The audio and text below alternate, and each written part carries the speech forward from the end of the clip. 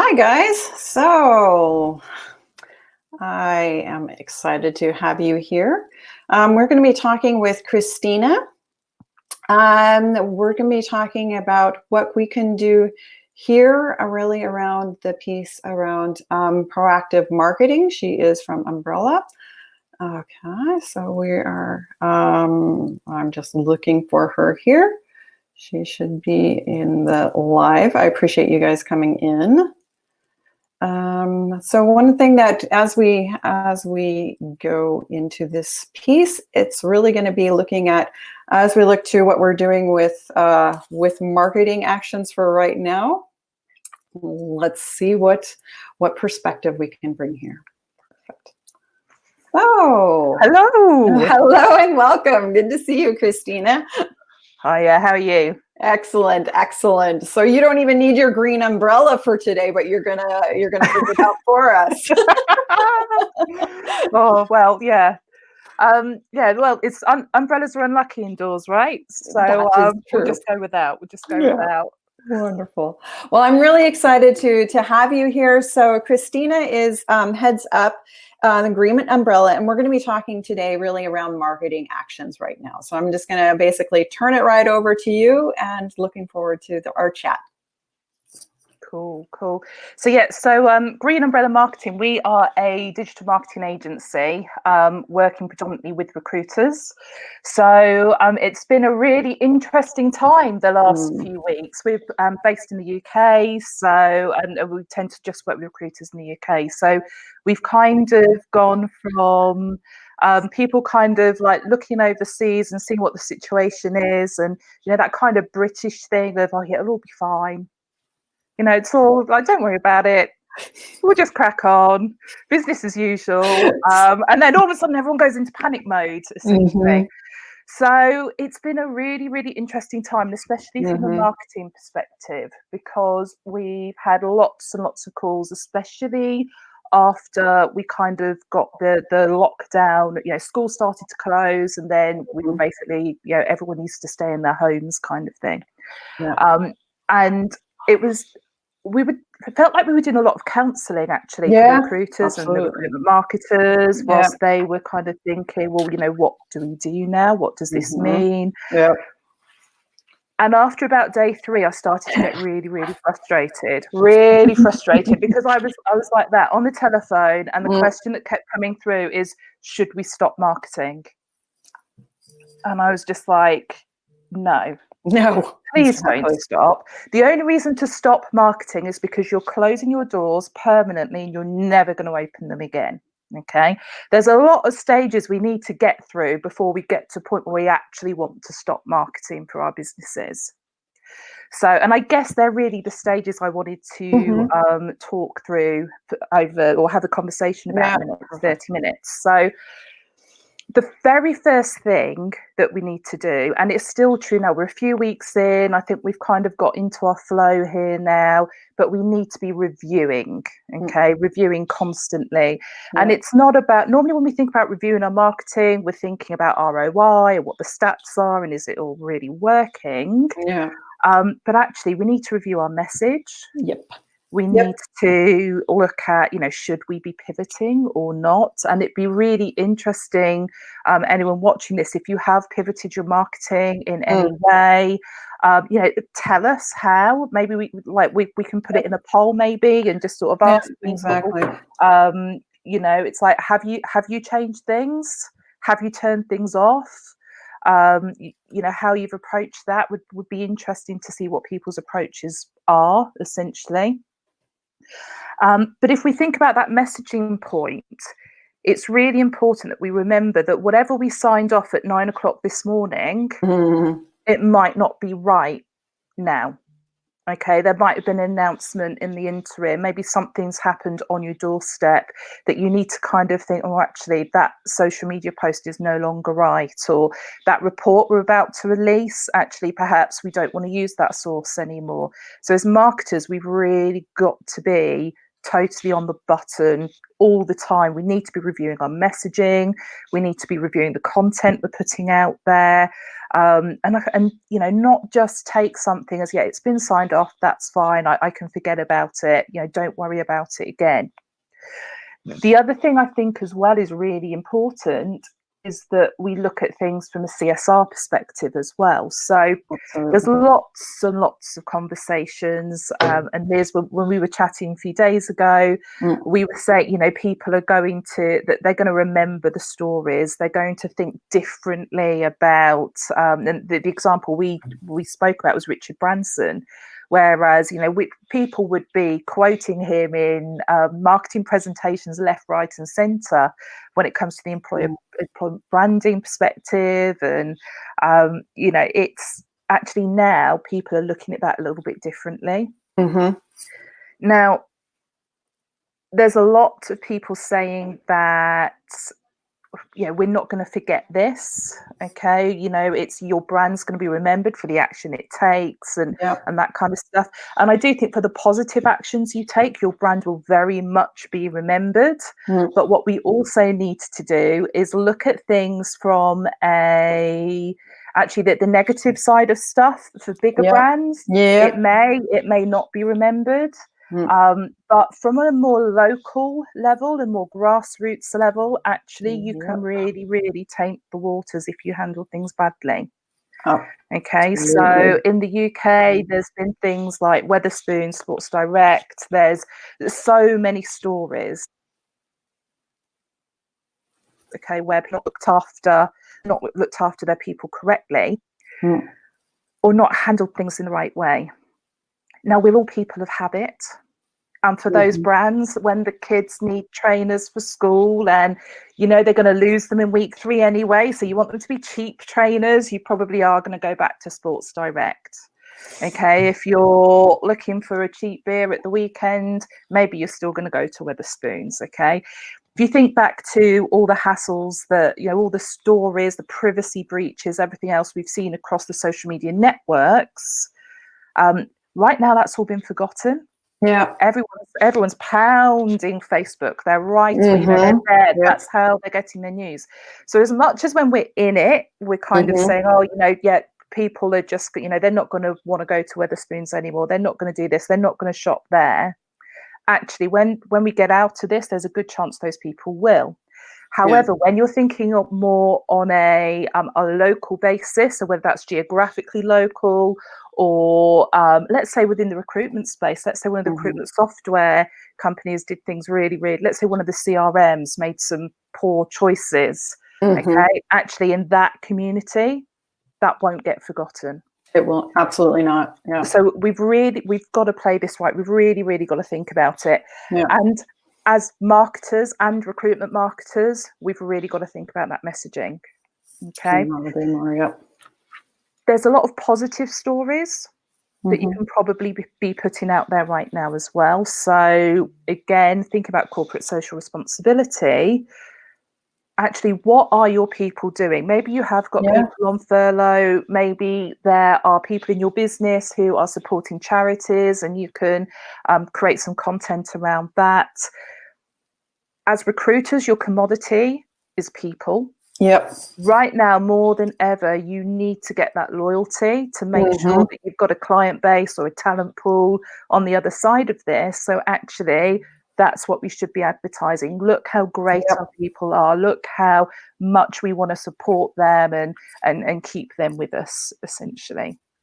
And really taking the values that, are espoused or that we've been using particularly around our branding and saying, how are these being put into real life in the challenging situations? So it's one thing to have posters as, vision and values and our principles on posters, but where they really come into play is when times are tough. And so it is that piece to bring authentic stories to say, okay, here, where are we? And what is that authenticity and honesty around those pieces? Yeah. And this is the thing right now as brands, we are far more transparent than we have ever been. So true. Yep. And whether that's because we're doing things wrong and upsetting our people and they're, they're hitting the keys, or whether one of the things we've done we have people coming in and out of our office all the time, like clients coming in and out of the office. Well, that's not happening now. And actually, that's one of the things that buys people into us as a marketing agency, is they see the real us. Yeah. So we've started live streaming our Thursday lunchtime on our Facebook page. Now, there's a show in the UK called Loose Women. It's just a bunch of women sitting around having a chat and a bit of a giggle. And last week, someone suggested that we were like the social media equivalent to this show. There was some value in there, but actually for us, there is a loyalty there in terms of people still having that contact with us. Okay.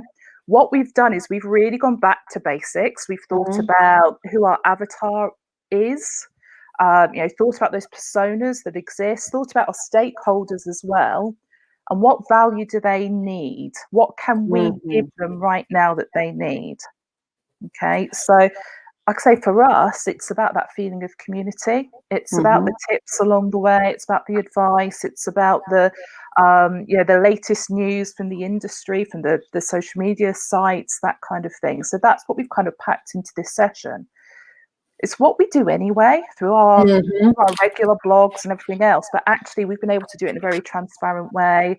People see the banter between us, so they see that team there together stronger than ever. Yeah. Well, and I think it is that piece around how do we humanize, and that's the piece of people want to work with and for people. We're going to have technology to support it, but it is that piece around, here we all are in that boat, and to see that and see that interaction, it really is that piece to say, how are we connecting? So I think that statement is so relevant, as we've, employer branding has never been so relevant in terms of, do our actions actually speak to who we say we are? And this is the other thing as well. I think that from an employee perspective, when you're looking into activities like that, you've got, your internal comms, your internal marketing practices as well. So actually, how can you encourage faith in your brand? How do you maintain that loyalty? But most of all, here is a fantastic opportunity to build trust. Completely agree. Okay, so right now, we haven't furloughed anyone at Green Umbrella Marketing. I know other marketing agencies that have had to make that very difficult decision. Now, I would like to think that if I was an employee of my business and I was on furlough, I can look at the activities of the company I work for, and I can see that they are selling and trying to make money. Or I can look at those activities and see the ways in which they are showing they appreciate me, that they are working hard to make sure that I do have a job to go back to. Yep. And it's a very, very fine line. But I think it's about thinking about that messaging. We have, and think about all our stakeholders as well. This is where, for some brands, if your recruitment marketing team and your, the marketing team of the organization as a whole, if they're separate, they have got to come together right now. If they don't, there's some big risks there if they don't work together. They need to be in partnership. They really, really need to be in partnership. It's a very subtle thing, but in the UK, there's a grocery delivery brand called Ocado. So they've come on, they've had all sorts of issues. Their website, they've had to close down their app because it's just not servicing their customers. But one of the things that they've done is that in their in their social media posts, they are consistently representing employees of their business. So whether it is the delivery driver saying happy, instead of it just being a nice stock image, happy Easter with Ocado products in and chicks and Easter eggs and the rest of it, actually it's your delivery driver Bob saying happy Easter. Yeah. It's one of the customer service people saying happy Easter. So actually it's become very real. Yep. And when we think about key workers and that kind of stuff, all of a sudden, the people in those photos, for all we know, they could be actors and actresses. They could be models. We don't know, but the emotion it's stirring is that they look after their people. Absolutely. We just know not to use that one guy with the blonde beard with the post-it on his forehead. My God. No. Do you know, I've had it's mad. There's recruitment agencies starting up right now, and like in the middle of this, and we get approached by a lot of startups, and one of them is that's the image on the front of their website. On their oh, no. You have a censor. Do not use. I think that's the marketers, though, right? You talk to other people, you're like, have you seen this image? They don't know what you're talking about. But all the recruitment marketers know exactly what we're talking about. But it is that piece to say, and I think that this is also an important point. It doesn't look plastic. And I think that that's what people are reacting really poorly to. If something seems too perfect, seems too shiny, if it is that piece around how do you have that authentic message alongside a professional campaign? Do you know, I've always said the more raw your content is, the more authentic it is. If you are truly looking for authenticity, if you're truly wanting to build loyalty and trust, you have to give away everything you know, and you have to do it in the rawest possible way. And right now, we're not in a situation where we can put big budgets together and have corporate videos done. Precisely. It's a I'm sitting on my sofa right now. It doesn't, it's I don't have a particularly branded living room, whereas normally I have like green umbrella banners behind me. I'd probably be wearing a green jacket or a green blouse or something. Love it. And actually this is so we kind of see each other in our natural element. Well, actually, does the brand still come through? Are we living and breathing the brand? All the promises we make, did we really mean them? Because right now is where, this is when we're going to tell that. It's not a product of the environment. This is something we believe and something we want to give. And I think that's essential. I think it is.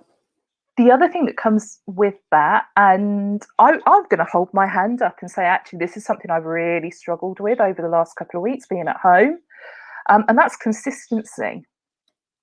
So content has to be, your content marketing has to be consistent. But right now, I don't know what day it is. Apparently, we've just had a bank holiday week. Apparently, we've just had 4 days off. I was like, that was going to bring me chocolate now. But the thing is, like, the day is running to every other day. The business owners that we work with are kind of going, right, their heads are down. They're thinking about the sales guys thinking about their pipelines and, all this sort of stuff. The recruiters are thinking about candidate pools, and we're all kind of in this, like, it's almost like a paralysis. It really, really is almost like a paralysis. And we're just stuck in this groundhog thing. And we're not thinking, actually, normally we're producing 2 videos a week. So which 2 videos are we producing this week? Okay, normally our email marketing goes out with our newsletter, and that normally has 5 items on it. So what 5 items? So it's all this kind of stuff. We have to go back to that plan. We've got to make sure that the consistency is there. Because again, it's that consistency that offers the loyalty, the trust, the faith in us. If we suddenly go quiet, well, have we gone quiet because we've lost all our people? Are we going to be there in 6 months' time? Yeah, absolutely. And it's that scenario plan, the scenarios that goes into people's mind when it is offline. And right now, I think there is that piece of wanting even more communication. Absolutely. So that consistency really being key. I think it's really important. And I love the creative idea of filming your Thursday lunches. And so that people can see, hey, you guys are working, you guys are engaging with your clients, engaging with what needs to be done, but also as a team. Yeah. I mean, the great thing about it is that some stuff will have happened over the week, and, we use Slack to communicate anyway, but there will be something in there that is like an inside joke. Okay?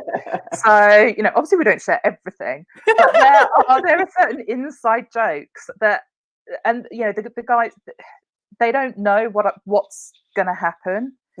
So I'll be saying, hey Jane, how's your week been? And she's like, yeah, well, I've done this and I've done that. And I'm like, okay, so and what happened with the dog on Thursday then? Why don't you tell us about that? And then it's like they're like, oh my God. But of course, it's like then the banter comes in, and but actually, we've just live streamed it on Facebook initially. The Okay. first week we did it, it was purely selfish. I was thinking, like, what can I do for my guys? And actually, I don't Aw, want them to okay. not progress during this time.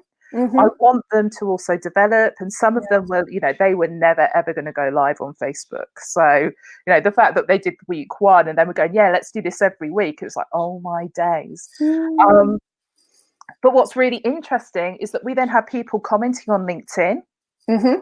and saying, I've just watched the Thursday lunchtime live on Facebook from Green Umbrella Marketing. It was really good. And it got me thinking Love about it. this, and this.